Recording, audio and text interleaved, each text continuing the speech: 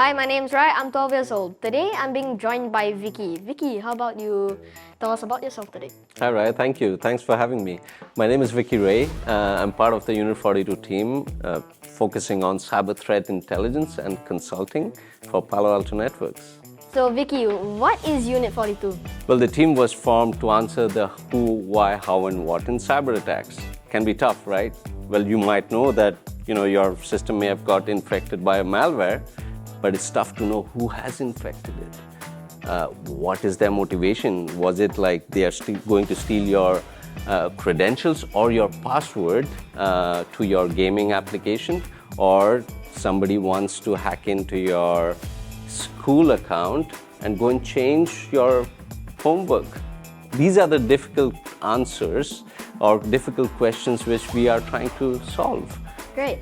So I want to ask you, what is a password and why would we need this? If you leave your door open, somebody might come and, if you're living in your house, a condo or a house, you can't just leave the gates or your doors open. You have to secure them, right?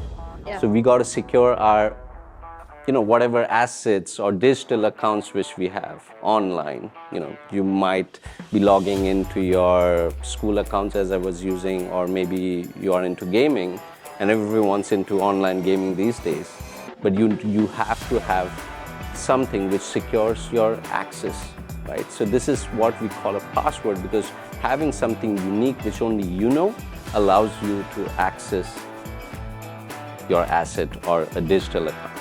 The most important thing is it is something which has to be difficult in terms of it shouldn't be easily guessable by anyone or cyber criminals, right? You have to make it complex and it has to be long. A lot of times people think that if they just add a few digits and a few characters and also maybe sometimes a few symbols. These are all right things, but the length is very important, because these days we do encourage people to always use passphrases than passwords. Passphrases are very easy to remember. These days, passwords can be broken by computers, by a certain algorithm, right? But if it's a passphrase, it would take ages to break with algorithms or certain computer which is designed to break passwords. So, how would hackers gain access to my passwords, and what should we do if it happens?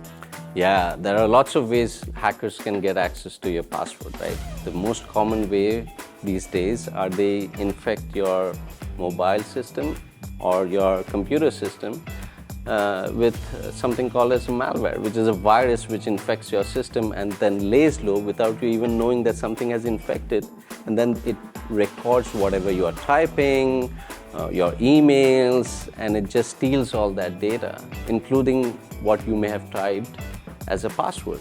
And something we call as phishing, that maybe you want to log into an account where you can go and solve certain puzzles. Maybe it's a Lego challenge or whatever that is, which is interesting to you. But then that website could be fake. And it might look very legitimate, but you have probably just given your username and password to somebody who's pretending to be somebody you trust. And that's how they steal data. This is what I came up with a password. What do you think of it? It's a very, very impressive password you have there. You have, almost everything what I told earlier. It is long enough. It has digits, it has characters, it even has a symbol. It is going to take a while to break.